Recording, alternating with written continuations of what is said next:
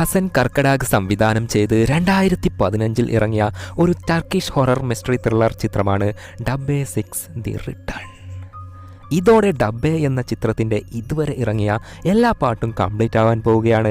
എല്ലാ പാട്ടിലും വ്യത്യസ്ത കഥകളായിരുന്നു. അതേപോലെ ഒരു വ്യത്യസ്ത കഥയാണ് ഈ ചിത്രത്തിലും.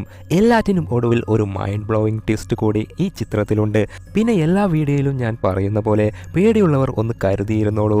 കാരണം ഡബ്ബയുടെ ജിന്നുകൾ തിരിച്ചു വരാൻ പോകുന്നു. അത് എന്തിനാണെന്ന് തുടക്കം മുതൽ അവസാനം വരെ അതേ സസ്പെൻസോട് കൂടി പാക്കലാമാ. അതിനു മുൻപ് പുതുതായി വന്ന കൂട്ടുകാർ സബ്സ്ക്രൈബ് ചെയ്യാൻ മറക്കല്ലേ. And on and all notification. ഈ ചിത്രം കീറിമുറിച്ചാൽ ചിത്രത്തിൻ്റെ തുടക്കത്തിൽ ഒരു ഉണങ്ങിയ വയലിൽ ഏതോ ഒരു പെണ്ണിനെ കാണാം. മുഖം വ്യക്തമല്ല.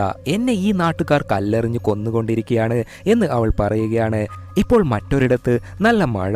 ഒരു ലേഡി കുടയും ചൂടി നടന്ന് ആ ഗ്രാമത്തിലെ ഒരു ഒറ്റപ്പെട്ട വീട്ടിൽ കയറി നിൽക്കുകയാണ്.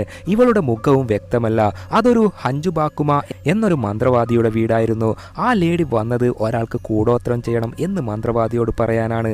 ചർച്ചിൽ കുമ്പസരിക്കുമ്പോൾ ഒരു കൂട്ടിൽ നിൽക്കില്ലേ, പരസ്പരം മുഖം കാണാത്ത പോലെ അതേ സെറ്റപ്പാണ് ഈ മന്ത്രവാദിയുടെ വീട്ടിലുമുള്ളത്. വന്നിരിക്കുന്ന ലേഡിയുടെ മുഖം മന്ത്രവാദിനിക്ക് കാണാൻ പറ്റില്ല. അങ്ങനെ ആ ലേഡിയുടെ വാക്കുകൾ കേട്ട് മന്ത്രവാദി കൂടോത്രം സെറ്റ് ചെയ്യാൻ തുടങ്ങി. ഒരുപാട് പശുക്കളുടെ തോല് ഊരി എടുത്തിട്ടുണ്ട്. പശുവിൻ്റെ കണ്ണ് എടുത്തു വെച്ച്, കോഴിയുടെ കാല് എടുത്തു വെച്ച്, കാടക്കോഴിയുടെ മുട്ട എടുത്തു വെച്ച്, കൊടലും കിടുങ്ങാമണിയും എല്ലാം മാറ്റി വെച്ച് കൂടോത്ര ക്രിയകൾ ചെയ്യാൻ തുടങ്ങി. ഒരു കയറെടുത്ത് എല്ലാത്തിൻ്റെയും രക്തം കലർന്ന വെള്ളത്തിൽ മുക്കിയെടുത്ത് ആ കയറിൽ ഒരു കെട്ട് ഇടുകയും അതിനുശേഷം ഈ നൂലിൽ ഒരു കെട്ടുകൂടി നീ ഇടണം എന്ന് പറഞ്ഞ് കൂടോത്രം വെക്കാൻ പറഞ്ഞു വന്ന ലേഡിയുടെ കയ്യിൽ കൊടുത്ത്, നൂലിൽ കെട്ടുമ്പോൾ നീ ആർക്കാണോ കൂടോത്രം ചെയ്യാൻ ഉദ്ദേശിക്കുന്നതോ അവരുടെ രൂപം മനസ്സിൽ സങ്കല്പിച്ച് ഏതൊക്കെ രീതിയിലാണോ അവർക്ക് ശിക്ഷ കിട്ടേണ്ടതോ അതൊക്കെ മനസ്സിൽ സങ്കല്പിച്ച് വേണം നൂലിൽ കെട്ടാൻ. അത് കേട്ട് ആ ലേഡി എല്ലാം സങ്കല്പിച്ച് നൂലിൽ ഒരു കെട്ട് ഇട്ട് തിരിച്ച് മന്ത്രവാദിയുടെ കയ്യിൽ കൊടുക്കുകയാണ്. നീ ആർക്കാണോ കൂടോത്രം ചെയ്യാൻ ആഗ്രഹിക്കുന്നത് അവരുടെ എന്തെങ്കിലും സാധന സാമഗ്രികൾ കൊണ്ടുവന്നിട്ടുണ്ടോ എന്ന് മന്ത്രവാദി ചോദിക്കുമ്പോൾ ആ ലേഡി കൊണ്ടുവന്നിട്ടുണ്ട് എന്ന് പറഞ്ഞ് തലമുടിയും നഖവും ഷഡ്ഡിയും ഒക്കെ കൊടുക്കുകയാണ്. അതൊക്കെ വച്ച് മന്ത്രവാദി കൂടോത്ര ചടങ്ങുകൾ ചെയ്യാൻ തുടങ്ങി. അന്നേരം ആ സ്ഥലം ആകെ വിറച്ച പോലെ അമാനുഷികമായ കാര്യങ്ങളൊക്കെ നടക്കാൻ തുടങ്ങി.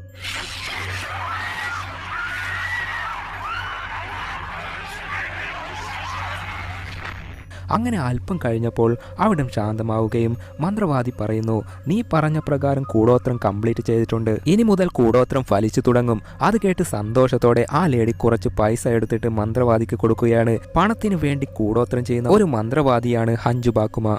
ഇപ്പോൾ മറ്റൊരിടത്ത് ഒരു സിറ്റിയിൽ ഹോസ്പിറ്റലിൽ കാർഡിയോളജിസ്റ്റായ സെറനെ കാണാം. സെറൻ ജോലി ഒക്കെ കഴിഞ്ഞ് കാർ എടുത്ത് വീട്ടിലേക്ക് പോകാൻ തുടങ്ങി. വീടുള്ളത് ഒരു വലിയ വയലിൻ്റെ നടുവിലാണ്. അടുത്ത് മറ്റു വീടുകളൊന്നുമില്ല. സെറൻ കുറേ നേരമായി വെയിറ്റ് ചെയ്തിട്ടും ഹസ്ബൻഡ് ഹെക്കൻ എത്തിയില്ല.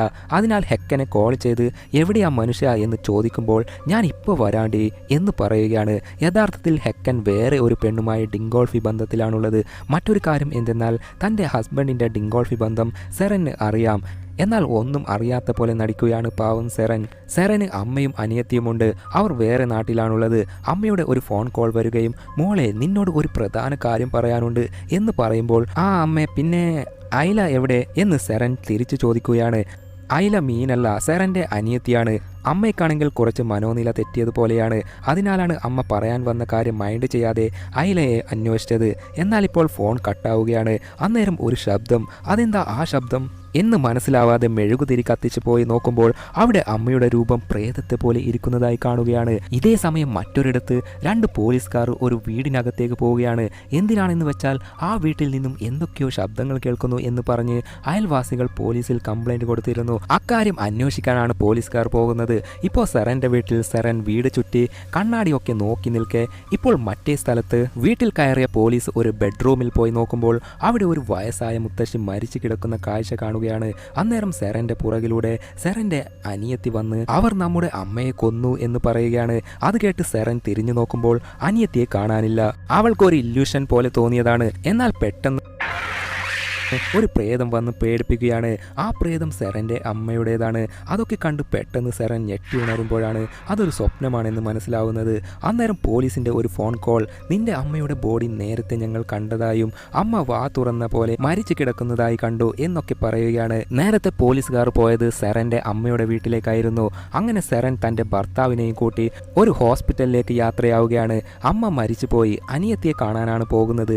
അമ്മ മരിച്ച അതേ റൂമിലാണ് അനിയത്തി അയല താമസിച്ചത്. അതിനാൽ അയലയുടെ മനോനിലയിൽ പ്രശ്നങ്ങളുണ്ട് എന്നൊക്കെ ഡോക്ടർ പറയുമ്പോൾ എൻ്റെ അമ്മ എങ്ങനെയാ മരിച്ചത് എന്ന് ചോദിക്കുകയാണ്. തലയിൽ ഒരു കുരു പോലെ ഉണ്ടായിരുന്നു. ആക്സിഡന്റ് ആയപ്പോൾ രക്തം തലയിൽ സ്റ്റക്കായി നിന്നാണ് മരിച്ചത് എന്ന് ഡോക്ടർ പറയുകയാണ്. അയലയ്ക്ക് ഇപ്പോൾ എന്താ പ്രശ്നം എന്ന് ചോദിക്കുമ്പോൾ അവൾക്ക് മനസ്സിലേക്ക് ഒരുപാട് എന്തൊക്കെയോ വിഷ്വൽസ് വന്നു പോകുന്നതായി അയല പറയുന്നു എന്ന് ഡോക്ടർ പറയുകയാണ്. അയലയുടെ മനസ്സിൽ വരുന്ന വിഷ്വൽസ് നമ്മൾ തുടക്കത്തിൽ ഒരു ലേഡി കൂടോത്രം ചെയ്യാൻ മന്ത്രവാദിയെ പോയി കണ്ടിരുന്നില്ലേ, ആ ലേഡി സെറൻ്റെ അനിയത്തിക്ക് അയലയ്ക്കാണ് കൂടോത്രം ചെയ്തു വെച്ചത് എന്ന് തോന്നുന്നു. അങ്ങനെ അമ്മ മരിച്ചു. ഇനി അയലയെ നോക്കേണ്ട ചുമതല സെറനാണ്. അതിനാൽ അയലയെ വീട്ടിലേക്ക് കൂട്ടിയിട്ട് പോവുകയും ചെയ്തു. വീട്ടിലെത്തിയ അയല ചുമ്മാ ഇരുന്നില്ല. അവളുടെ റൂമിൽ പോയി നോക്കുമ്പോൾ അയല കുറെ ഭീകരമായ ചിത്രങ്ങളൊക്കെ വരച്ചു വെച്ചത് സെറൻ കാണുകയാണ്. അങ്ങനെ രാത്രി സെറനും ഭർത്താവ് ഹെക്കനും അയലയും കൂടി ഇരുന്ന് ഫുഡ് കഴിക്കുമ്പോൾ നിനക്ക് ഇപ്പോൾ കുഴപ്പം ഒന്നും ഇല്ലല്ലോ എന്ന് ഹെക്കൻ ചോദിക്കുമ്പോൾ എനിക്കെന്ത് പ്രശ്നം, ഞാൻ നന്നായിട്ടുണ്ട്. എനിക്ക് തോന്നുന്നു നിങ്ങൾക്ക് ഇപ്പോൾ പഴയ പോലെ സന്തോഷിക്കാൻ പറ്റുന്നില്ല അല്ലേ എന്ന് അയല എന്തോ കുത്തി ചോദിക്കുകയാണ്. എന്താ കുത്തി ചോദിക്കുന്നത് എന്ന് വെച്ചാൽ ഹെക്കൻ രഹസ്യമായി മറ്റൊരു ഗേൾ ഫ്രണ്ടിനെ വെച്ച് ഡിങ്കോൾഫ് ചെയ്യുന്ന കാര്യമൊക്കെ അയലയ്ക്ക് എങ്ങനെയോ അറിഞ്ഞിട്ടുണ്ട്. അതൊക്കെ നിനക്ക് എങ്ങനെ അറിയാം എന്ന് ചോദിക്കുമ്പോൾ എൻ്റെ കാതിൽ ആരോ പറഞ്ഞു, ചിലപ്പോൾ ജിന്നുകൾ ആയിരിക്കും എന്നൊക്കെ അയല പറയുമ്പോൾ പെട്ടെന്ന് അയല വേദനയുള്ള പോലെ അലറി തറയിൽ വീഴുകയാണ്. എന്തെന്നാൽ അയലയ്ക്ക് സെറൻ്റെയും ഹെക്കറിൻ്റെയും മുഖം കൊടൂരമായ പോലെ ഒരു ഇല്യൂഷൻ പോലെ തോന്നിയതാണ്. പിറ്റേ ദിവസം രാവിലെ അയലയുടെ റൂമിൽ പോയി നോക്കുമ്പോൾ പഴയ ഫാമിലി ഫോട്ടോ ഒക്കെ നോക്കിയിരിക്കുകയാണ്. അമ്മ മരിക്കുന്നതിന് മുൻപ് എന്നോട് എന്തോ പറയാനുണ്ട് എന്ന് പറഞ്ഞിരുന്നില്ലേ, അത് എന്താ എന്ന് ചോദിക്കുമ്പോൾ അത് അമ്മ ചേച്ചിയോട് പറയണം എന്ന് ആഗ്രഹിച്ചത്. എന്നാൽ അമ്മ അതിനു മുൻപ് മരിച്ചുപോയി. അമ്മ മരിക്കുന്നതിന് മുൻപ് അമ്മ പേടിച്ച് അത് വരുന്നു എന്നെ അത് വിടില്ല എന്ന് ഒച്ച വെച്ച് പറഞ്ഞു. അന്നേരം ചുറ്റിലും എന്തൊക്കെയോ അമാനുഷികത പോലെ കുലുങ്ങാൻ തുടങ്ങി. അന്നേരം ഒരു കൊടൂര രൂപം അമ്മയുടെ ശരീരത്തിൽ നിന്ന് പോകുന്നത് ഞാൻ കണ്ടു. അമ്മയെ അതാണ് കൊന്നത് എന്നൊക്കെ അയല പറയുകയാണ്. അങ്ങനെ അന്ന് രാത്രി ഉറങ്ങുന്നതിന് മുൻപ് ഹോസ്പിറ്റലിൽ നിന്നും കൊടുത്ത മരുന്ന് കഴിക്കാൻ നോക്കുമ്പോൾ ആരോ തട്ടിത്തെറിപ്പിക്കുകയാണ്. അത് ഇവളുടെ അമ്മയുടെ പ്രേതമായിരുന്നു. ഞാൻ നരകത്തിൽ കഠിനവേദന അനുഭവിക്കുമ്പോൾ നീ ഇവിടെ ഇരുന്ന് സുഖിക്കുകയാണല്ലേ എന്നൊക്കെ അമ്മ പ്രേതം പറയുകയാണ്. സംഗതി പതിവ് പോലെ അയല സ്വപ്നം കണ്ടതായിരുന്നു. അന്നേരം അവിടേക്ക് സെറൻ എത്തി. എന്ത് പറ്റിയടി, മരുന്നൊക്കെ താഴെ വീണിട്ടുണ്ടല്ലോ എന്ന് പറഞ്ഞ് മരുന്ന് എടുത്തു കൊടുക്കുകയും അത് അയല വാങ്ങി കഴിക്കാൻ നോക്കിയെങ്കിലും കഴിഞ്ഞില്ല. മരുന്ന് തൊണ്ടയിൽ സ്റ്റക്കായി നിൽക്കുകയും ഛർദ്ദിക്കാനും തുടങ്ങി. ഛർദ്ദിച്ച് നോക്കുമ്പോൾ ദേ മുന്നിൽ നിൽക്കുന്നു അമ്മ പ്രേതം. എനിക്ക് സഹായം വേണം എന്ന് പറഞ്ഞ് വായിൽ നിന്നും രക്തം ഒക്കെ ഒഴുകാൻ തുടങ്ങി. അത് പോരാഞ്ഞിട്ട് കത്തിക്കൊണ്ട് അമ്മ പ്രേതം സ്വന്തം നാക്ക് വെട്ടിയെടുക്കുകയാണ്. നോക്കിയാൽ ഇതും അയലയുടെ സ്വപ്നമായിരുന്നു. അങ്ങനെ അന്ന് എല്ലാവരും ഉറങ്ങിക്കൊണ്ടിരിക്കെ അന്നേരം അയലയുടെ സ്വപ്നത്തിൽ ഏതോ ഒരു പ്രേതം വരുന്ന പോലെയുണ്ട്.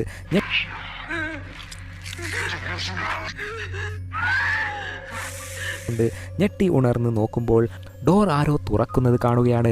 അവിടെയുള്ള ഒരു സോഫയിൽ കൈ മാത്രം പൊങ്ങി വന്ന് നോക്കിയാൽ അതൊരു പ്രേതം. കണ്ടു പേടിച്ച് മൂടി പുതച്ച് കിടക്കുകയും ചെയ്യുന്നു. എന്നാൽ പുതപ്പിനുള്ളിൽ കൂടിയും പ്രേതം വന്ന് അവളെ പേടിപ്പിക്കുകയാണ്.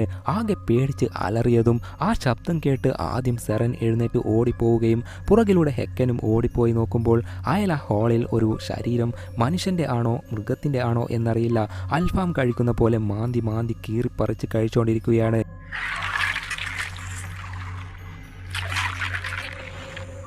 കഴിച്ചു കഴിഞ്ഞ് അത് നോക്കി നിന്നവർ അയലയെ കൊണ്ടുപോയി കിടത്തുകയും ചെയ്തു. ഇതൊക്കെ കണ്ട ഹെക്കൻ വെറുതെ ഇരുന്നില്ല. എടി, നീ നിന്റെ അനിയത്തിയെ ഏതെങ്കിലും മെൻ്റൽ ഹോസ്പിറ്റലിൽ കൊണ്ടുപോയി വിടുന്നതാ നല്ലത്, ഇല്ലെങ്കിൽ ഇവൾ നാളെ നമ്മളെ പിടിച്ചു തിന്നും. എന്നാൽ സെറൻ എതിർത്ത് സംസാരിക്കുകയാണ്. നിങ്ങൾക്കിവിടെ നിൽക്കാൻ പറ്റുന്നില്ലെങ്കിൽ നിങ്ങൾ എവിടേക്കെങ്കിലും പോയിക്കോ മനുഷ്യ എന്ന് പറയുകയാണ്. അതിനാൽ ഹെക്കൻ വാ പൊത്തി നിൽക്കുകയാണ്. അങ്ങനെ അയലയെ കൂട്ടി ഹോസ്പിറ്റലിൽ പോയിട്ട് അമ്മയ്ക്ക് ഉണ്ടായിരുന്ന പോലെ തലയിൽ എന്തെങ്കിലും ബ്ലോക്ക് ഉണ്ടോ എന്ന് സ്കാൻ ചെയ്ത് നോക്കുകയാണ്. എന്നാൽ റിസൾട്ട് നോക്കുമ്പോൾ അയലയുടെ തലയിൽ പ്രശ്നമൊന്നുമില്ല. എന്നാൽ അവളുടെ തലയുടെ വലതുവശത്ത് എന്തോ ഒരു കുരു പോലെ വളരുന്നുണ്ട് എന്ന് ഡോക്ടർ പറയുകയാണ്. ഇനി അതായിരിക്കോ അയലയുടെ ഈ മാനസികാവസ്ഥയ്ക്ക് കാരണം എന്ന് ചോദിക്കുമ്പോൾ ഏയ് അല്ല, അത് വെറും കുരു, അതിനും അയലയുടെ പെരുമാറ്റത്തിനും ഒരു ബന്ധവുമില്ല. പിന്നെ എന്താ സംഭവം എന്ന് ഞങ്ങൾക്ക് മനസ്സിലാവുന്നില്ല എന്ന് ഡോക്ടർ പറയുകയാണ്. അങ്ങനെ എല്ലാവരും തിരിച്ച് വീട്ടിലെത്തി അയലയെ റെസ്റ്റ് എടുക്കാൻ പറഞ്ഞിട്ട് പോകുമ്പോൾ ചേച്ചി നിങ്ങൾ നിങ്ങളുടെ കെട്ടിയോനെ അധികം വിശ്വസിക്കരുത്, അയാൾ ചീത്തയാണ്, ഡിങ്കോൾഫി വീരനാണ് എന്ന് അയല പറയുകയാണ്. അത് കേട്ട് സെറൻ നേരെ പോയി ഹെക്കൻ കുളിച്ചുകൊണ്ടിരിക്കുമ്പോൾ ഹെക്കൻ്റെ ഫോൺ എടുത്ത് നോക്കുമ്പോൾ അതിൽ TLY എന്ന് സേവ് ചെയ്ത ഒരു നമ്പർ കാണുകയും ആ നമ്പറിലേക്ക് കുറേ ഫോൺ കോളും ചെയ്തിട്ടുണ്ട്. ഇപ്പോൾ ആ നമ്പറിലേക്ക് വിളിച്ചപ്പോൾ ഒരു ലേഡിയുടെ വോയിസ് കേൾക്കുകയാണ്. അതിനാൽ ഹെക്കൻ ഈ പെണ്ണുമായാണ് ബന്ധം എന്ന് സെറന് മനസ്സിലാവുകയും ചെയ്തു. അന്നേരം കുളി കഴിഞ്ഞ് വന്ന ഹെക്കൻ പടച്ചോനെ ഇങ്ങൾ കാത്തോളി എന്ന് പറഞ്ഞ് ഓടിപ്പോയി ഫോൺ വാങ്ങുകയാണ്. ആരാ മനുഷ്യ ആ പെണ്ണ്, നിങ്ങൾക്കും അവൾക്കും എത്ര നാൾ ബന്ധമുണ്ട്? ഏയ് അത് എൻ്റെ ഒരു ഫ്രണ്ട് തുലേ ആണ്, വേറെ ബന്ധം ഒന്നുമില്ല എന്നൊക്കെ ബബ്ബ അടിക്കുകയാണ്. എന്നാൽ സെറൻ അത് വിശ്വസിച്ചില്ലെങ്കിലും വിശ്വസിച്ച പോലെ നടിക്കുകയാണ്. രാത്രി രണ്ടുപേരും കിടന്നുറങ്ങുമ്പോൾ പെട്ടെന്ന് സെറൻ എന്തോ ബാധ കയറിയതുപോലെ ബെഡിൽ നിന്നും എഴുന്നേറ്റ് പോവുകയാണ്. ഭാര്യ അടുത്തില്ല എന്ന് മനസ്സിലാക്കി ഹെക്കനും എഴുന്നേറ്റ് സെറനെ അന്വേഷിക്കാൻ തുടങ്ങി. നോക്കിയാൽ ഹാളിൽ 2 ശവപ്പെട്ടി കാണുകയാണ്. പെട്ടെന്ന് ഒരു ശവപ്പെട്ടിയിൽ സെറനും മറ്റൊന്നിൽ അയലയും കിടന്നിട്ടുണ്ട്. അന്നേരം അവിടേക്ക് പ്രേതം വന്ന് അവനെ ഭയപ്പെടുത്തിക്കൊണ്ടിരിക്കുക. പെട്ടെന്ന് അവൻ ഞെട്ടി ഉണരുകയാണ്. ഇതവൻ കണ്ട സ്വപ്നമായിരുന്നു. എന്നാൽ ഭാര്യയെ വിളിക്കുമ്പോൾ നോക്കിയാൽ അവിടെ കിടന്നിട്ടുള്ളത് ഭാര്യ സെറൻ അല്ല, അയലയാണ്. എടി നീ എങ്ങനെ ഇവിടെ വന്നു, എൻ്റെ ബെഡിൽ നീ എന്താ ചെയ്യുന്നത് എന്ന് ചോദിക്കുമ്പോൾ ഏയ് മനുഷ്യ നേരെ നോക്ക്, ഞാൻ തന്നെയാ നിങ്ങളുടെ ഭാര്യ. അത് കേട്ട് ഏയ് ദൂരെ പോ, നീ എൻ്റെ ഭാര്യയല്ല, നീ എൻ്റെ ഭാര്യയല്ല, നീ എൻ്റെ ഭാര്യയുടെ അനിയത്തിയാണ്, ഇങ്ങനെ ചെയ്യാൻ പാടില്ല, പുറത്തു പോ എന്ന് പറഞ്ഞു വിടാൻ നോക്കി. അവിടുന്ന് എഴുന്നേറ്റ് സെറൻ എവിടെയാ എന്ന് ഓരോ റൂം പോയി നോക്കുമ്പോൾ ദേ ഒരു വശത്ത് ഇരിക്കുന്നു. ഓടിപ്പോയി കുലുക്കി വിളിച്ച് എടേ നീ എന്താ ഇവിടെ ഇരിക്കുന്നത്, നിന്റെ അനിയത്തി അയല എൻ്റെ റൂമിൽ കിടന്നിട്ട് എന്നോട് മോശമായി പെരുമാറി, നീയല്ലേ എൻ്റെ ഭാര്യ എന്ന് ചോദിച്ചുകൊണ്ടിരിക്കെ ഞാനല്ലേ അയല, ഞാൻ സെറയല്ല, കണ്ണു തുറന്ന് നോക്ക്, സ്വപ്നം കാണുകയാണോ എന്ന് അയല പറയുകയാണ്. അന്നേരം റൂമിൽ നിന്നും ദേ വരുന്നു സെറൻ. തൻ്റെ അനിയത്തിയോട് മോശമായി പെരുമാറുന്ന പോലെ കണ്ട് ഓടി വന്ന് തലമണ്ടക്ക് അടിച്ചടിച്ച് കൊലപ്പെടുത്തുകയും ചെയ്തു. ഞെട്ടി ഉണരുമ്പോഴാണ് ഇതൊക്കെ സെറൻ കണ്ട സ്വപ്നമാണെന്ന് മനസ്സിലാവുന്നത്. ഹെക്കനാണെങ്കിൽ ഒന്നും അറിയാതെ നല്ല ഉറക്കത്തിലാണ്. അയല എന്ത് ചെയ്യുന്നുണ്ടെന്ന് നോക്കാം എന്ന് കരുതി സെറൻ പോയി നോക്കിയാൽ ദേ സ്വപ്നത്തിൽ കണ്ട സീൻ കൺമുന്നിൽ കാണുന്നു. ഹെക്കൻ അയലയോട് നീ അല്ലേ എൻ്റെ ഭാര്യ എന്ന് പറഞ്ഞുകൊണ്ടിരിക്കുകയാണ്. ഈ മനുഷ്യനല്ലേ എൻ്റെ കൂടെ ഉണ്ടായിരുന്നത്, ഇപ്പോൾ എങ്ങനെ ഇവിടെ എത്തി എന്ന് സംശയത്തോടെ പോകുമ്പോൾ പെട്ടെന്ന് ഹെക്കൻ്റെ രൂപം മാറി മോൺസ്റ്ററിനെ പോലെയായി അയലയുടെ കഴുത്തിൽ കടിച്ച് കൊല്ലുകയാണ്. നോക്കിയാൽ ഇതും ഒരു സ്വപ്നമായിരുന്നു. ഈ സ്വപ്നം കണ്ടത് അയലയാണ്. ഇതെന്താ സ്വപ്നക്കൂടാണോ? അതുമാത്രമല്ല വിചിത്രമായ മൃഗങ്ങളൊക്കെ അവളുടെ മനസ്സിലേക്ക് വന്നു പോവുകയാണ്. ആകെ പേടിച്ച് ചേച്ചിയുടെ അടുത്തേക്ക് പോകാം എന്ന് തീരുമാനിച്ച് പോയി നോക്കുമ്പോൾ രണ്ടുപേരും നല്ല ഉറക്കത്തിലാണ്. എന്നാൽ ദേ പുറകിൽ ഒരു കൊടൂര രൂപം. ഉറങ്ങുന്നവരെ ശല്യപ്പെടുത്തുന്നത് വേണ്ട എന്ന് തീരുമാനിച്ച് അയല തിരിച്ചു പോകുമ്പോൾ ഹാളിൽ എത്തിയപ്പോൾ നോക്കിയാൽ ഒരുപാട് മരം വളർന്ന് വേരുകളൊക്കെ പടർന്ന് പന്തലിച്ച് കൊടൂരമായി മാറുന്നത് കണ്ട് അയല അലറാൻ തുടങ്ങി. ആ ശബ്ദം കേട്ട് രണ്ടുപേരും ഞെട്ടി ഉണർന്ന് ഓടി വന്ന് നോക്കുമ്പോൾ അയല മത്തിയെ പോലെ പിടയുന്ന കാഴ്ചയാണ് കാണുന്നത്. പിടിച്ച് മടിയിൽ കിടത്തി വെള്ളമൊക്കെ കൊടുത്ത് ഒരു വിധത്തിൽ സമാധാനപ്പെടുത്തുകയും ചെയ്തു. അതിനുശേഷം അയലയുടെ മാനസികാവസ്ഥ പഴയതിലും കൂടുന്നുണ്ട് എന്ന് പറഞ്ഞ് ഡോക്ടറിനെ വീട്ടിലേക്ക് തന്നെ വിളിച്ചു വരുത്തുകയും ചെയ്തു. ഡോക്ടറും സെറനും സംസാരിക്കുമ്പോൾ ഹെക്കർ ഇടയിൽ കയറി അവളെ ഇവിടെ ഇരുത്തി ചികിത്സിച്ചിട്ട് കാര്യമില്ല, മെന്റൽ ഹോസ്പിറ്റലിൽ കൊണ്ടുപോകുന്നതായിരിക്കും നല്ലത് എന്ന് പറയുമ്പോൾ നിങ്ങളൊന്ന് വാ പൂട്ടി ഇരിക്കും മനുഷ്യ എന്ന് വഴക്ക് പറഞ്ഞ് ഡോക്ടറിനെ കൂട്ടി അയലയുടെ റൂമിലേക്ക് പോയപ്പോൾ വെളിച്ചം കാണുമ്പോൾ തന്നെ അയല വ്യത്യസ്തമായി പെരുമാറി. ലൈറ്റ് ഓഫ് ചെയ്യ്, എൻ്റെ ശരീരം വേദനിക്കുന്നു എന്നൊക്കെ പറഞ്ഞ് ഭയപ്പെടുകയാണവൾ. അന്നേരം ഡോക്ടർ ഏയ് നിനക്ക് എന്താ പറ്റിയത്, ആരെങ്കിലും നിന്നോട് സംസാരിക്കുന്ന പോലെ ഫീൽ ചെയ്യുന്നുണ്ടോ എന്ന് ചോദിക്കുമ്പോൾ അതെ എൻ്റെ അടുത്ത് ഒരു ജിന്ന് നിന്നിട്ടുണ്ട് എന്ന് അയല പറയുകയാണ്. ആൺ ജിന്നാണോ പെൺ ജിന്നാണോ എന്ന് ചോദിക്കുമ്പോൾ പെൺ ജിന്നാണ് എന്ന് പറയുകയാണ്. ശരി ആ ജിന്നിന് എന്താ വേണ്ടത് എന്ന് ചോദിക്കുമ്പോൾ ഇവിടെയുള്ള എല്ലാവരുടെയും ജീവൻ ആത്മാവ് വേണം എന്ന് പറയുന്നു എന്ന് അയല പറയുകയാണ്. പെട്ടെന്ന് അയലയുടെ ശരീരത്തിൽ ജിന്ന് കയറി തുള്ളിച്ചാടി ചുമരിലൊക്കെ കയറി കൊടൂരമായി പെരുമാറുന്നത് കാണുമ്പോഴാണ് അവളുടെ ശരീരത്തിൽ ജിന്നാണ് കയറിയിട്ടുള്ളത് എന്ന് എല്ലാവരും വിശ്വസിക്കുന്നത്. ഇപ്പോൾ ഡോക്ടറിനെ നോക്കി ഏയ് ഡോക്ടർ നിങ്ങളുടെ മകൾ മരിക്കാൻ പോവുകയാ, എങ്ങനെ മരിക്കും എന്നല്ലേ, ആക്സിഡൻറ്റിൽ തലയെല്ലാം പൊട്ടി ചിന്നി ചിതറി കൊടൂരമായി മരിക്കും. അത് കേട്ട് ഓഹോ അതെയോ, ഇതൊക്കെ നിനക്ക് എങ്ങനെ അറിയാം? എൻ്റെ മകളുടെ പേരെങ്കിലും നിനക്ക് അറിയോ എന്ന് ചോദിച്ചപ്പോൾ ഒരു പേര് പറഞ്ഞ് ജിന്ന് അലറിയതും ഡോക്ടർ കോരിത്തരിച്ചു നിൽക്കുകയാണ്.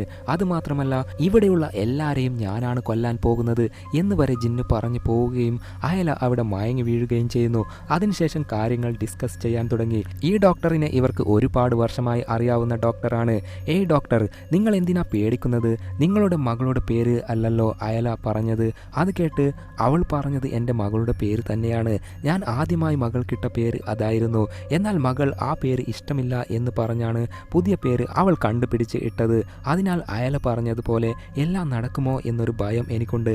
അതുമാത്രമല്ല, അയലയുടെ ശരീരത്തിലുള്ള ജിന്നിനോട് നീ ആരാ എന്ന് അയല മയങ്ങി വീഴുന്നതിന് മുൻപ് ചോദിച്ചപ്പോൾ ആ ജിന്ന് ഗുഹൻ എന്നൊരു പേരാണ് പറഞ്ഞത്.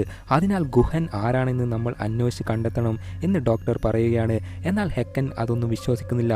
അന്നേരം ഡോക്ടർ മറ്റൊരു ജലാൽ എന്നൊരു ഡോക്ടറിന്റെ ഫോട്ടോസും ഡീറ്റെയിൽസും കാണിച്ച് ഇയാൾ പണ്ട് വലിയൊരു ഡോക്ടറായിരുന്നു. എന്നാൽ പിന്നീട് ഡോക്ടർ ജോലി ഒഴിവാക്കിയിട്ട് ഒരു മന്ത്രവാദിയായി. ജലാലിനെ പോയി കണ്ടാൽ എന്തെങ്കിലും കാര്യം മനസ്സിലാക്കാൻ പറ്റും എന്നൊക്കെ ഡോക്ടർ പറയുകയും സെറൻ നേരെ മന്ത്രവാദി ജലാലിനെ മീറ്റ് ചെയ്യാൻ പോവുകയാണ്. അങ്ങനെ ജലാൽ സെറനെ വെൽക്കം ചെയ്ത് വീടിനകത്തേക്ക് കൂട്ടിയിട്ട് പോകുമ്പോൾ അവിടെ ഒരു ജോലിക്കാരി സെറനെ കുറുകുറുന്ന് വ്യത്യസ്തമായി നോക്കുകയാണ്. അതിനുശേഷം വേലക്കാരി വന്ന് ഇവളെ എന്തിനാ ഇവിടെ കൂട്ടിയിട്ട് വന്നത്? ഇവളെ പുറത്തു നിർത്ത് എന്ന് പറയുകയാണ്. എന്തിനാ, എന്താ പ്രശ്നം എന്ന് ജലാൽ ചോദിക്കുമ്പോൾ അവളുടെ വായിൽ ഒരു കാല് കാണുന്നു എന്ന് വേലക്കാരി പറയുകയാണ്. എനിക്കൊന്നും കാണാൻ പറ്റുന്നില്ലല്ലോ എന്ന് ജലാൽ പറയുമ്പോൾ പെട്ടെന്ന് സെറന്റെ വായിൽ നിന്നും എന്തോ ഒരു മൃഗത്തിൻ്റെ കാല് പുറത്തു വരുന്ന പോലെ കണ്ട് വേലക്കാരി കിളിപ്പോയ പോലെ തളർന്നു നിൽക്കുമ്പോൾ മറ്റൊരു വേലക്കാരി അമ്മ വന്ന് വേലക്കാരിയെ കൂട്ടിയിട്ട് പോവുകയാണ്. സോ ഇവിടെ നിന്നാൽ ശരിയാവില്ല എന്ന് മനസ്സിലാക്കി ജലാലിനെ നേരെ വീട്ടിലേക്ക് കൂട്ടിയിട്ട് പോയ ശേഷം അനിയത്തി, അതായത് അയല വരച്ച കൊടൂര ചിത്രം ഒക്കെ എടുത്ത് ജലാലിന് കാണിച്ചു കൊടുക്കുകയാണ്. ആ ചിത്രങ്ങളൊക്കെ നോക്കിയിട്ട് ഇത് കാണുമ്പോൾ പസിൽ പോലെയുണ്ടല്ലോ എന്ന് പറഞ്ഞ് ടേബിളിൽ ഓരോന്നായി വച്ച് ഓരോന്നും മാച്ചിങ് ചെയ്തു വെക്കുമ്പോൾ ആ രൂപം കണ്ട് ഇത് എന്താ എന്ന് സെറൻ ചോദിക്കുമ്പോൾ ഇത് ഏതോ ഒരു പഴയ കാല ഗ്യാങ്ങിൻ്റെ ചിഹ്നമാണ്. ആ ചിഹ്നത്തെ നശിപ്പിക്കാനാണ് അയല ചിത്രം വരച്ച് വെച്ചിരിക്കുന്നത് എന്നൊക്കെ ജലാൽ പറയുകയാണ്. ഇതിനൊക്കെ എന്താ അർത്ഥം എന്ന് ചോദിക്കുമ്പോൾ ബാബിലോങ് എന്നൊരു സിറ്റിയുടെ കഥ നിങ്ങൾക്കറിയാമോ?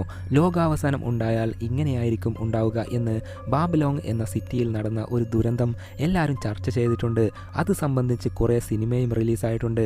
ആ കാലഘട്ടത്ത് ബാബിലോങ് എന്ന സിറ്റിയിൽ നിന്നും ജനങ്ങൾ രക്ഷപ്പെട്ടു പോകാതിരിക്കാൻ ചുറ്റിലും ജിന്നുകൾ മനുഷ്യരെ തടഞ്ഞു നിന്നതായും ഒക്കെ കഥയുണ്ട് എന്നൊക്കെ ജലാൽ പറയുകയാണ്. അതേപോലെ അയല എന്തൊക്കെയോ എഴുതിയും വച്ചിരുന്നു. അത് നോക്കുമ്പോൾ പഴയ കാലത്തെ ഏതോ ഒരു ഭാഷയാണ്. അതിന്റെ അർത്ഥം സെർച്ച് ചെയ്ത് നോക്കിയപ്പോൾ വലതുവശത്ത് വീഴുന്നു എന്നാണ് അർത്ഥം എന്ന് ജലാൽ പറയുകയാണ്. ഇതേപോലെയാണ് അയല ഒരിക്കൽ പറഞ്ഞത്, വലതുവശത്ത് വീഴുന്നു എന്ന്.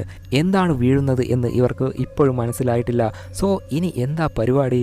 അടിയോടടി. ഇനി നമുക്ക് അയലയെ വെച്ച് ചില ചടങ്ങുകൾ ചെയ്യണം എന്ന് ജലാൽ പറയുമ്പോൾ ശരി, ചടങ്ങൊക്കെ ചെയ്യാം, പക്ഷേ അയലയെ ടോർച്ചർ ചെയ്യരുത്, കുമ്പടിയെ പോലെ ചൂരൽ വെച്ച് അടിക്കരുത് എന്നൊക്കെ ഡോക്ടർ പറയുകയാണ്. ശരി, അങ്ങനെ ഒന്നും ഉണ്ടാവില്ല.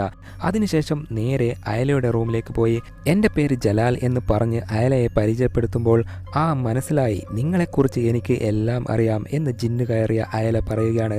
എന്നെ എങ്ങനെ അറിയാം എന്ന് ചോദിക്കുമ്പോൾ സ്വപ്നത്തിൽ കണ്ടിട്ടുണ്ട് എന്ന് പറയുകയാണ്. എന്ത് സ്വപ്നം എന്ന് ചോദിക്കുമ്പോൾ ഒരു ഇരുട്ടുള്ള സ്ഥലം, നീയും ഞാനും മാത്രം. അപ്പോൾ ഞാൻ മയങ്ങി വീണു. അപ്പോൾ നീ എനിക്ക് വെള്ളം തന്നു. അത് കേട്ട് ശരി, ഞാൻ തന്ന വെള്ളം നീ കുടിച്ചോ എന്ന് ചോദിക്കുമ്പോൾ ഇല്ലല്ലോ, ഞാൻ കുടിച്ചില്ല എന്ന് അയല പറയുകയാണ്. എന്തേ കുടിക്കാത്തത് എന്ന് ചോദിക്കുമ്പോൾ ആ വെള്ളത്തിൽ 4 കൊമ്പ്, പാമ്പ്, അങ്ങനെ എന്തൊക്കെയോ ഉണ്ടായിരുന്നു, അതാ കുടിക്കാത്തത്. അന്നേരം അവിടെയുള്ള ചിലർ എന്നെ കൊന്നതായും നിങ്ങളെ കൊന്നതായും പറയുന്നുണ്ടായിരുന്നു എന്നൊക്കെ അയല പറഞ്ഞ് എന്നെ നിങ്ങൾ രക്ഷിക്കണം എന്ന് ഇപ്പോൾ അയല പറയുകയാണ്. അങ്ങനെ ജലാൽ ചടങ്ങ് ആരംഭിച്ചു. എല്ലാം വീഡിയോ റെക്കോർഡ് ചെയ്യുന്നുണ്ട്. ഒരു ചെയറിൽ അയലയെ ഇരുത്തി കയ്യിൽ രേഖകൾ കാണിച്ച് എന്തൊക്കെയോ സംസാരിക്കുമ്പോൾ പെട്ടെന്ന് അയല മറ്റൊരു ലോകത്ത് പോവുകയാണ്. ആ ലോകത്ത് ജലാലും അയലയും മാത്രമാണ് ജീവനുള്ള പോലെ ഉള്ളത്. മറ്റാരും അനങ്ങുന്നത് പോലുമില്ല. ജലാൽ പറയുന്നു, നമ്മൾ പോകേണ്ടത് ഈ സ്ഥലത്തേക്ക് അല്ല, നിന്റെ അമ്മ മരിച്ച സ്ഥലത്തേക്കാണ്. അമ്മ എങ്ങനെയാ മരിച്ചത് എന്ന് അറിയണം. അത് കേട്ട് അതെ, എനിക്കും അവിടേക്ക് പോകണം എന്ന് അയലയും പറയുകയാണ്. അങ്ങനെ അവിടെ പോയി നോക്കുമ്പോൾ അവിടെ ഒരു ശവപ്പെട്ടിയുണ്ട്. അതിൽ തഹാരി എന്ന് എഴുതിയിട്ടുണ്ട്.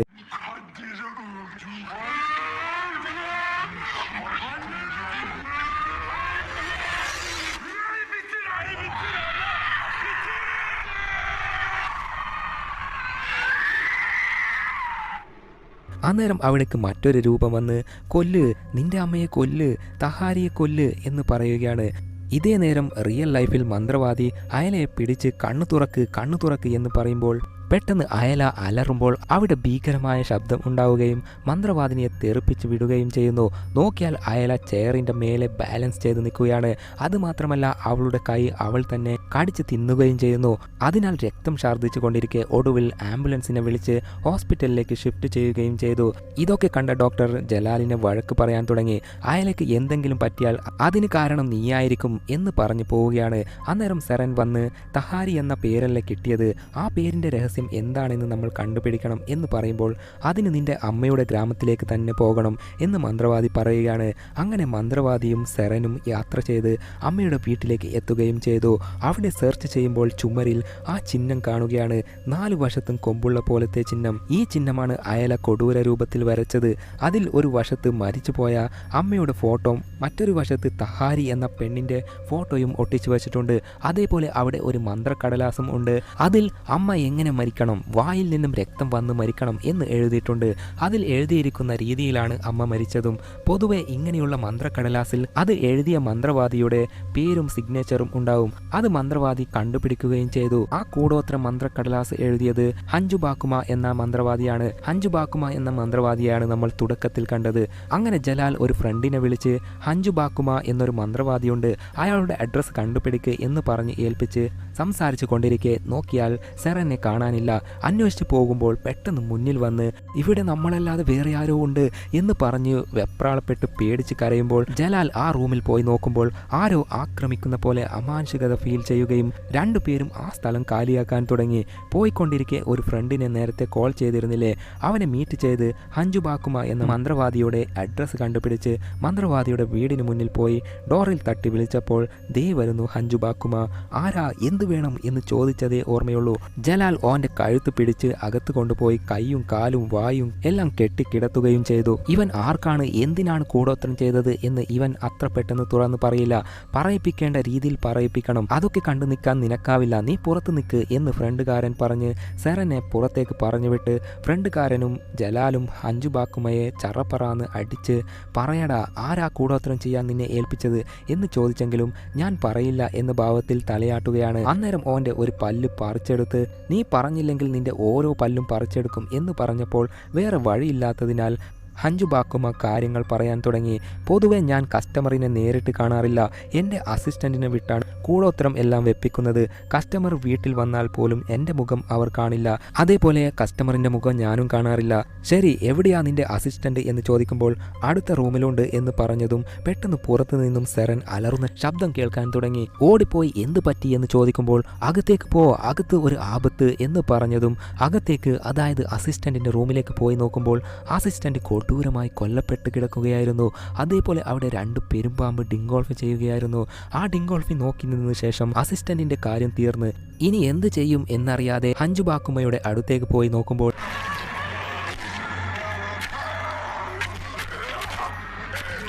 അയാൾ വേദനയോടെ പിടയുകയാണ്. ആ സ്ഥലം ആകെ ഭയാനകം നിറഞ്ഞ പോലെ വ്യത്യസ്തമായി പെരുമാറി. ഒടുവിൽ ഹഞ്ചു ബാക്കുമയുടെ വായിൽ നിന്നും കുടൽമാല പുറത്തു വന്ന് ഹഞ്ചു ബാക്കുമ മരിച്ച് കാലാപുരിക്ക് പോവുകയും ചെയ്തു. ഇവരെ കൊണ്ട് എന്തെങ്കിലും കണ്ടുപിടിക്കാം എന്ന് കരുതിയ പ്ലാനും തകർന്നു. ഇനി എന്ത് ചെയ്യും എന്ന് ചോദിക്കുമ്പോൾ അയാൾ ഒരു സ്ഥലത്തെക്കുറിച്ച് പറഞ്ഞിരുന്നില്ലേ, ആ ഗ്രാമം ഇവിടെ അടുത്താണ്, അവിടെ പോയി തഹാരി എന്ന പെണ്ണിൻ്റെ കാര്യം അന്വേഷിക്കാം എന്ന് പറഞ്ഞ് ആ ഗ്രാമത്തിലേക്ക് യാത്ര തുടരുകയാണ്. അങ്ങനെ പോയിക്കൊണ്ടിരിക്കെ എൻ്റെ അനിയത്തിയെ ഹോസ്പിറ്റലിൽ വിട്ടിട്ടാണ് ഞാൻ വന്നത്, അവളുടെ അവസ്ഥ എന്തായി എന്നറിയില്ല, ഞാൻ ഹോസ്പിറ്റലിലേക്ക് പോയിക്കോട്ടെ, നിങ്ങൾ ആ ഗ്രാമത്തിൽ പോയി അന്വേഷിക്കുക എന്ന് പറഞ്ഞ് സെറൻ അവിടെ നിന്ന് തിരിച്ചു പോവുകയും ജലാലും ഫ്രണ്ടുകാരനും ആ ഗ്രാമത്തിലേക്ക് പോവാൻ തുടങ്ങി. ആ ഗ്രാമം ഇരുട്ട് മൂടി കിടക്കുകയാണ്. കാറിൻ്റെ വെളിച്ചത്തിലാണ് ഗ്രാമത്തിൽ ഓരോ വീട്ടിലും ചെന്ന് നോക്കുന്നത്. എന്നാൽ ആരെയും കണ്ടില്ല. ഏതെങ്കിലും ഒരുത്തനെ കണ്ടാൽ മതിയായിരുന്നു എന്ന് കരുതി അന്വേഷിക്കുമ്പോൾ ഒരു വീട്ടിൽ കബോർഡിനകത്ത് ഒരാളുടെ ശബ്ദം കേൾക്കുകയും തുറന്നു നോക്കുമ്പോൾ ഒരുത്തൻ പേടിച്ച് ഒളിച്ചിരിപ്പുണ്ടായിരുന്നു. പേടിക്കേണ്ട, ഞങ്ങൾ ഉപദ്രവിക്കാൻ വന്നതല്ല എന്ന് പറഞ്ഞ് സമാധാനപ്പെടുത്തുമ്പോൾ പെട്ടെന്ന് അവിടെ കാറ്റൊക്കെ അടിച്ച് അമാനുഷികമായ അന്തരീക്ഷമാവുകയും അതിനിടയിൽ ആ വ്യക്തി പേടിച്ച് വിറക്കുമ്പോൾ നിങ്ങളുടെ വീട് ഏതാ എന്ന് ചോദിച്ചപ്പോൾ ഒരു ഭാഗത്തേക്ക് വിരൽ ചൂണ്ടുകയാണ്. ഈ സമയത്ത് നാട്ടിൽ ഹെക്കന് ഒരു ഫോൺ കോൾ. ആരാണെന്ന് വെച്ചാൽ ഡിങ്കോൾഫി ബന്ധത്തിലുള്ള ഗേൾ ഫ്രണ്ട് തൂലെ ആയിരുന്നു. എടി, ഇല്ലെങ്കിലേ എൻ്റെ ഭാര്യ കലിപ്പിലാണ്. നീ ഇടയ്ക്കിടയ്ക്ക് ഫോൺ വിളിച്ച് പ്രശ്നം കൂടുതൽ വഷളാക്കണ്ട. ഇനി നമുക്ക് ഈ ബന്ധം വേണ്ട, നിർത്താം, ബ്രേക്കപ്പ് എന്ന് പറഞ്ഞ് ഗേൾ ഫ്രണ്ടിനെ നൈസായി ഒഴിവാക്കുകയും ചെയ്തു. എന്നാൽ സംസാരിച്ചുകൊണ്ട് ദേഷ്യത്തിൽ മേലെ പോയവൻ താഴെ വീണും തല പൊട്ടി മരിക്കാനായ അവസ്ഥയിൽ കിടക്കുകയാണ്.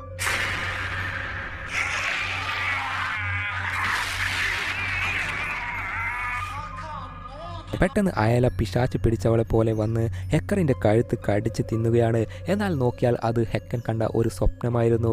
ഓടിപ്പോയി നോക്കുമ്പോൾ അയല ബെഡിൽ നല്ല ഉറക്കത്തിലാണ്. അത് കണ്ട്, ഏയ് മനുഷ്യ, നിങ്ങളെന്താ ഇടയ്ക്കിടയ്ക്ക് എൻ്റെ അനിയത്തിയുടെ റൂമിൽ പോയി നോക്കുന്നത്? ഇവളോട് നിങ്ങൾക്ക് ഞരമ്പ് രോഗം തുടങ്ങിയോ എന്ന് ഭാര്യ സെറൻ ചോദിക്കുമ്പോൾ ഇപ്പോൾ ഹെക്കർ ദേഷ്യത്തിൽ, എടി ബഗിടത്തി, നിന്റെ അനിയത്തി എപ്പോഴും എൻ്റെ സ്വപ്നത്തിൽ വന്ന് എൻ്റെ കഴുത്ത് കടിച്ച് തിന്ന് കൊല്ലും. നീയാണെങ്കിൽ ഞാൻ ഉണർന്നിരിക്കുമ്പോൾ കുത്തി കുത്തി ഓരോന്നും ചോദിച്ച് കൊല്ലും.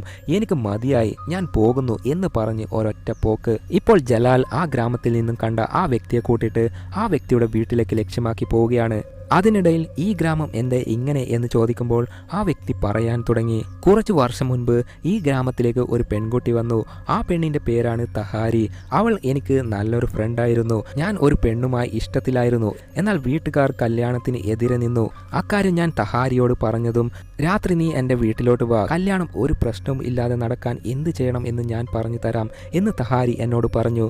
ഞാൻ അതനുസരിച്ച് അന്ന് രാത്രി തഹാരിയുടെ വീട്ടിലേക്ക് പോയി. അന്നേരം അവൾ എന്തൊക്കെയോ ചടങ്ങുകളൊക്കെ ചെയ്തു. അതിനുശേഷം വീട്ടുകാർ സമ്മതിക്കാത്ത ആ വീട്ടുകാർ ഞങ്ങളുടെ കല്യാണത്തിന് സമ്മതിക്കുകയും ചെയ്തു. അങ്ങനെ കുറച്ച് വർഷങ്ങൾക്ക് ശേഷം തഹാരിയെ ഗ്രാമവാസികൾ എല്ലാവരും ചേർന്ന് കല്ലെറിഞ്ഞ് കൊല്ലാൻ തുടങ്ങി. ഒടുവിൽ കല്ല് എറിഞ്ഞ് ഒടുവിൽ തല പൊട്ടി രക്തം വാർന്ന് പിടഞ്ഞ് തഹാരി കൊല്ലപ്പെടുകയും ചെയ്തു. എന്തിനാ കൊന്നത് എന്ന് ചോദിക്കുമ്പോൾ തഹാരി ഒരു മന്ത്രവാദിനിയാണ്. അവൾക്ക് ഒരു ഫ്ലാഷ് ബാക്ക് സ്റ്റോറിയുണ്ട്. തഹാരി ഒരു പയ്യനെ പ്രേമിച്ച് കല്യാണം കഴിച്ചു.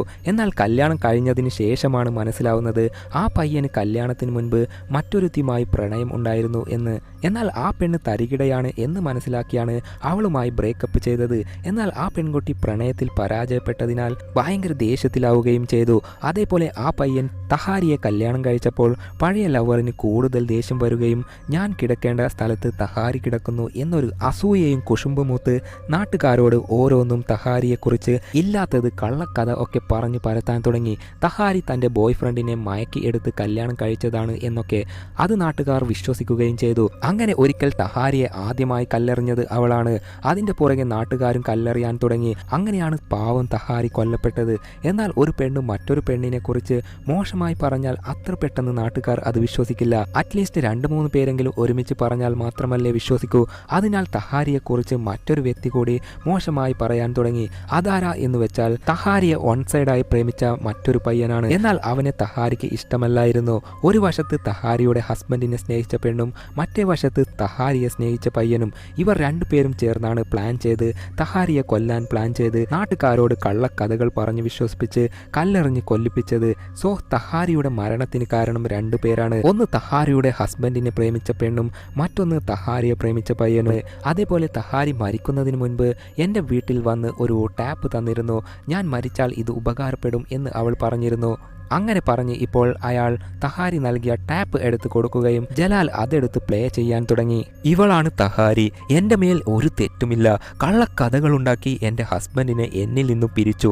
എൻ്റെ ഹസ്ബൻഡിനെ എൻ്റെ വീടിൻ്റെ പടിക്കൽ കയറ്റാൻ പറ്റാത്ത തരത്തിൽ ഓരോ കള്ളക്കഥയുണ്ടാക്കി പടർത്തിവിട്ടു. ഇനി ഞാൻ മരിക്കുകയാണെങ്കിൽ എന്നെ ഈ അവസ്ഥയിലാക്കിയവർ സുഖിച്ച് ജീവിക്കാൻ പാടില്ല. അവരും അവരുടെ കുടുംബവും നശിച്ചു പോകും എന്നൊക്കെ പറഞ്ഞ് തഹാരി ശപിക്കുകയാണ്. ആ വീഡിയോ ക്ലിപ്പ് കണ്ട ശേഷം ഇപ്പോഴാണ് ഒരു കാര്യം മനസ്സിലാവുന്നത്. തഹാരിയെ കല്യാണം കഴിച്ച പയ്യന്റെ ആദ്യത്തെ ആ ലവർ മറ്റാരുമല്ല, സെറന്റെ അമ്മയാണ്. ജലാൽ പറയുന്നു, നിന്റെ അമ്മ സാധാരണക്കാരിയല്ല. അമ്മ സ്നേഹിച്ച ചെക്കൻ ബ്രേക്കപ്പ് ചെയ്ത് മറ്റൊരുത്തിയെ തഹാരിയെ കല്യാണം കഴിച്ചു എന്നതിനാൽ മാത്രം അസൂയയും കുശുമ്പും മൂത്ത് തഹാരിയെ പറ്റി കള്ളക്കഥകളുണ്ടാക്കി നാട്ടുകാരെ കൊണ്ട് കൊല്ലിപ്പിച്ചു. വെറും കൊലപാതകം അല്ല, തഹാരിയുടെ തലമണ്ട അടിച്ച് ഒടിച്ച് അവളുടെ നാക്കും കൈവിരൽ വരെ മുറിച്ച് എടുത്ത് കണ്ണു ചുഴുന്നെടുത്ത് അങ്ങനെയാണ് തഹാരി കൊല്ലപ്പെട്ടത്.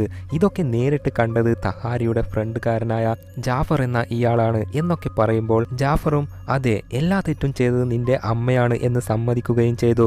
ഇതൊക്കെ ശരിക്കും നടന്നതാണെന്ന് എങ്ങനെയാ ഞാൻ വിശ്വസിക്കുന്നത് എന്ന് സെറൻ ചോദിക്കുമ്പോൾ നീ വിശ്വസിച്ചേ പറ്റൂ. നിന്റെ അച്ഛൻ ആരാണെന്ന് വെച്ചാൽ മരിച്ചുപോയ തഹാരിയുടെ ഹസ്ബൻഡാണ് നിന്റെ അച്ഛൻ. അതെ, അതെ, തഹാരിയെ കൊന്നതിന് ശേഷം നിന്റെ അമ്മയും തഹാരിയുടെ ഹസ്ബൻഡും ഒരുമിച്ചു, രണ്ടുപേരും കല്യാണം കഴിച്ച് അങ്ങനെ അവർക്കുണ്ടായ കുട്ടിയാണ് നിന്റെ അനിയത്തി. എന്നാൽ തഹാരി മരിക്കാൻ കാരണം തന്റെ ഭാര്യയാണെന്ന് അയാൾക്ക് അറിയില്ല. അതേപോലെ തഹാരി മരിക്കുന്നതിന് മുൻപ്, അഥവാ ഞാൻ മരിക്കുകയാണെങ്കിൽ എന്റെ ശരീരം ജിന്നുകൾക്കുള്ളതാണ് എന്ന് ജിന്നുകളുമായി ഒരു ഡീൽ ഉണ്ടാക്കിയിരുന്നു. അതിനാൽ തഹാരി മരിച്ച ശേഷം തഹാരിയുടെ ശരീരം ജിന്നുകൾ എടുക്കുകയും തഹാരിയുടെ ശരീരത്തിൽ തഹാരിയുടെ ആത്മാവും ഉണ്ട്, അതേപോലെ ജിന്നുകളും ഉണ്ട്. അതിനാൽ ഒരുപാട് കാലം തഹാരിയുടെ ശരീരത്തിൽ ജിന്നുകളും ആത്മാക്കളും ഉള്ളതിനാൽ ആ ശരീരം പയ്യെ പയ്യെ ദ്രവിച്ച് ഇല്ലാണ്ടായി. അതിനാൽ പുതിയ ഒരു ശരീരം ആവശ്യമുള്ളതിനാലാണ് സെറന്റെ അമ്മയെ കൊന്നിട്ട് സെറന്റെ അനിയത്തിയുടെ, അതായത് അയലന്റെ ശരീരത്തിൽ കയറിയത്. ഇത്രയും കാര്യങ്ങൾ ചർച്ച ചെയ്യുമ്പോൾ പെട്ടെന്ന് അവിടെ അമാനുഷിക കാര്യങ്ങൾ സംഭവിക്കാൻ തുടങ്ങി. കോളിംഗ് ബെൽ അടിച്ച് അവിടേക്ക് ഡോക്ടർ എത്തുകയാണ്. അയലയെ രക്ഷപ്പെടുത്താൻ വന്നിട്ട് എന്താ ചെയ്യുന്നത് എന്ന് ചോദിക്കുമ്പോൾ അയലയുടെ ശരീരത്തിലുള്ള ജിന്ന് ആരാ, എന്തൊക്കെയാ എന്നുള്ളത് കാര്യങ്ങളൊക്കെ മനസ്സിലായി. ഇനി അയലയുടെ ശരീരത്തിലെ ജിന്നിനെ ഒരു ചടങ്ങ് നടത്തി ജാഫറിന്റെ ശരീരത്തിലേക്ക് കയറ്റാൻ പോവുകയാണ് എന്ന് ജലാൽ പറയുകയാണ്. നിങ്ങൾ എന്തൊക്കെയാ പറയുന്നത്?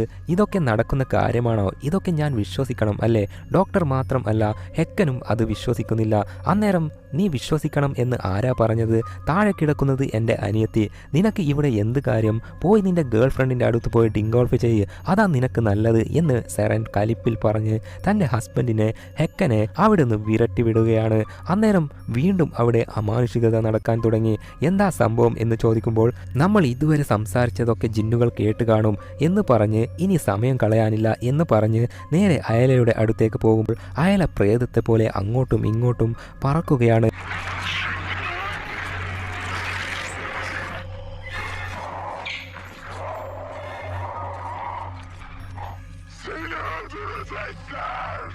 പറന്ന് പറന്ന് വീട് വിട്ട് ഓടാൻ തുടങ്ങി. വയലിൽ നിന്നിട്ട് എന്തൊക്കെയോ ബളബളാന്ന് പറയുമ്പോൾ ഒരു വിധത്തിൽ അയലയെ പിടിച്ച് നിർത്തുകയും എന്നിട്ട് ഒരു ചെയറിൽ അയലയെയും മറ്റേ ചെയറിൽ ജാഫറിനെയും ഇരുത്തി കെട്ടിവെക്കുകയും ചെയ്തു. എന്നിട്ട് ചടങ്ങുകൾ ആരംഭിച്ചു. ദൈവം എല്ലാത്തിനും കൂടെ ഉണ്ടാവും എന്ന് പറഞ്ഞ് ജലാൽ ചടങ്ങ് തുടങ്ങി. അങ്ങനെ ആ ചടങ്ങിൻ്റെ അവസാനം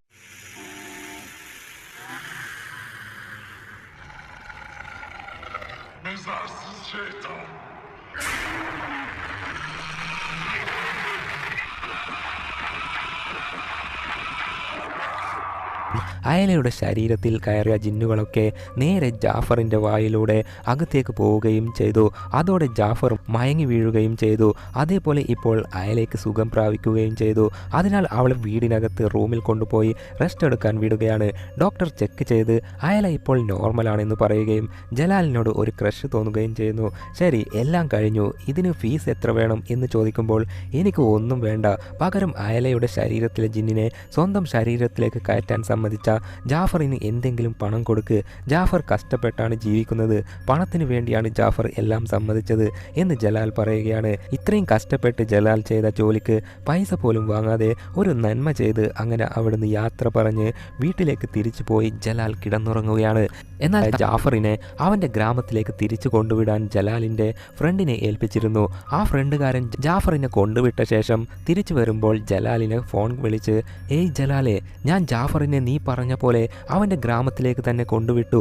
പക്ഷേ തിരിച്ചു വരുമ്പോൾ 2 പേർ എൻ്റെ കാറിനെ തടഞ്ഞു നിർത്തിയിട്ട് ആരാ, എന്തിനാ ഞങ്ങളുടെ ഗ്രാമത്തിലേക്ക് വന്നത് എന്ന് അവർ ചോദിച്ചു.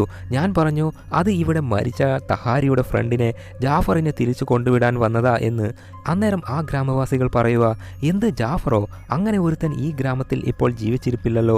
അത് കേട്ട് എന്ത്, ജാഫർ ജീവനോടെ ഇല്ല എന്നോ? ഞങ്ങൾ 2 പേരും അല്ലേ ആ ഗ്രാമത്തിൽ നിന്നും ജാഫറിനെ കൂട്ടിയിട്ട് വന്നതും അയലയുടെ ശരീരത്തിൽ ജിന്നിനെ ജാഫറിൻ്റെ ശരീരത്തിലേക്ക് ആവാഹിച്ച് കയറ്റിയതും? എടാ ജലാലെ, ആ ജാഫർ എന്ന വ്യക്തി മരിച്ചിട്ട് ഏകദേശം 34-35 വർഷമായി എന്നാ ഗ്രാമവാസികൾ പറഞ്ഞത്. അതേപോലെ തഹാരി മരിച്ച ടൈമിൽ തന്നെയാണ് ജാഫറും മരിച്ചത്. ഇതൊക്കെ കേട്ട് ജലാൽ ഷോക്കായി. എടാ, അങ്ങനെയാണെങ്കിൽ ഇത് വലിയൊരു പ്രശ്നമാവുമല്ലോ. എടാ, എത്രയും പെട്ടെന്ന് അവിടുന്ന് രക്ഷപ്പെട്, ഇനി ഒരു നിമിഷം പോലും അവിടെ നിൽക്കരുത് എന്ന് പറഞ്ഞതേ ഉള്ളൂ. പെട്ടെന്ന് ഫോൺ കട്ടാവുക.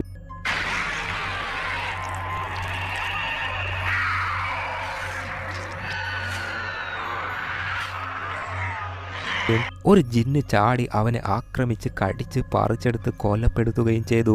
ഈ ജിന്ന് മറ്റാരുമല്ല, ജാഫറാണ്. ജാഫറിന്റെ ശരീരത്തിലെ ജിന്നാണിത്. ജലാലാണെങ്കിൽ വീട്ടിലേക്ക് പോവുകയാണ്. അതിനിടയിൽ സെറനെ കോൾ ചെയ്ത് എല്ലാ കാര്യവും പറയാം എന്ന് കരുതി ഫോൺ എടുത്ത് സെറന്റെ നമ്പർ തിരയുമ്പോൾ സെറന്റെ പേര് കാണുമ്പോഴാണ് ഒരു കാര്യം ഓർമ്മ വരുന്നത്. വലതുവശത്തേക്ക് വീഴുന്നു എന്ന് മുൻപ് ചില സീനിൽ പറഞ്ഞിരുന്നില്ലേ? അതിന്റെ കാരണം എന്താണെന്ന് ഇപ്പോഴാണ് മനസ്സിലാവുന്നത്. ഇവിടെയാണ് ഒരു ട്വിസ്റ്റ്. സെറന്റെ പേര് വലതുവശത്തേക്ക് ഓരോ ലെറ്ററും മാറ്റി വയ്ക്കുമ്പോൾ തഹാരി എന്നാണ് അർത്ഥം വരുന്നത്. സംഭവം എന്തെന്നാൽ തഹാരിയുടെ മകളാണ് സെറൻ. തഹാരി മരിക്കുന്നതിന് മുൻപ് ടാപ്പിൽ വീഡിയോ റെക്കോർഡ് ചെയ്തിരുന്നില്ലേ? ആ വീഡിയോ കുറച്ച് മാത്രമാണ് ജലാൽ പ്ലേ ചെയ്ത് കണ്ടത്. ആ ടാപ്പിന്റെ പുറകെ മറ്റൊരു കഥ കൂടിയുണ്ട്. ആ കഥ എല്ലാം സെറൻ മറച്ചു വെച്ചിരുന്നു. ആ മറച്ചു വെച്ച ബാക്കി വീഡിയോ എന്തെന്നാൽ തഹാരി മരിക്കുന്നതിന് മുൻപ് സെറയ്ക്ക് വേണ്ടി റെക്കോർഡ് ചെയ്ത വീഡിയോ ക്ലിപ്പ് ആയിരുന്നു അത്. അതായത് സെറൻ അറിയാൻ വേണ്ടിയാണ് തഹാരി ആ വീഡിയോ റെക്കോർഡ് ചെയ്തത്. എന്താണെന്ന് വെച്ചാൽ, മോളെ സെറൻ, നീ വലുതായി ഈ ടാപ്പ് പ്ലേ ചെയ്ത് നോക്കുന്ന നേരം വന്നാൽ എൻ്റെ മരണത്തിന് കാരണക്കാരായ ആ 2 പേരെ നീ കണ്ടെത്തണം. അവരെ വെറുതെ വിടരുത്. അവർക്ക് ശിക്ഷ കൊടുക്കണം. മരണത്തിന് കാരണക്കാരായവരെ നീ കണ്ടെത്തണം. അവരെ വെറുതെ വിടരുത്. അവർക്ക് ശിക്ഷ കൊടുക്കണം എന്നൊക്കെയായിരുന്നു. അതുമാത്രമല്ല, തഹാരി ഒരു മന്ത്രവാദിനി കൂടി ആണല്ലോ.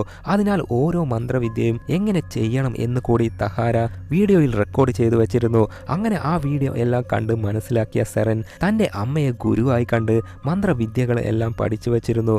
അതേപോലെ തലയൊട്ടി തകർന്ന് വായ എല്ലാം പിടർന്ന പോലെ അയലയുടെ അമ്മ മരിച്ചിരുന്നില്ലേ? അമ്മ മരിക്കുമ്പോൾ വീട്ടിൽ 4 കൊമ്പുള്ള ചിഹ്നം ഒക്കെ വരച്ചത് കണ്ടിരുന്നില്ലേ? അതൊക്കെ വരച്ചത് സെറൻ ആയിരുന്നു. മന്ത്രചടങ്ങുകൾ ചെയ്ത് അമ്മയെ കൊലപ്പെടുത്തിയതായിരുന്നു. കാരണം സെറന്റെ യഥാർത്ഥ അമ്മ തഹാരി മരിക്കാൻ പ്രധാന കാരണം അയലയുടെ അമ്മ ആണല്ലോ. എല്ലാം ആലോചിച്ച് നോക്കുമ്പോൾ ഇപ്പോഴാണ് ഇക്കാര്യങ്ങളൊക്കെ ജലാലിന് മനസ്സിലായത്. ഉടനെ ഇക്കാര്യങ്ങൾ ഡോക്ടറിന് മെസ്സേജ് ആയി അയക്കുകയും ചെയ്തു. അത് ഡോക്ടർ വായിച്ചു നിൽക്കുമ്പോൾ പുറകിൽ ഒരു രൂപം. ആരാണെന്ന് നോക്കിയാൽ സെറൻ ആയിരുന്നു.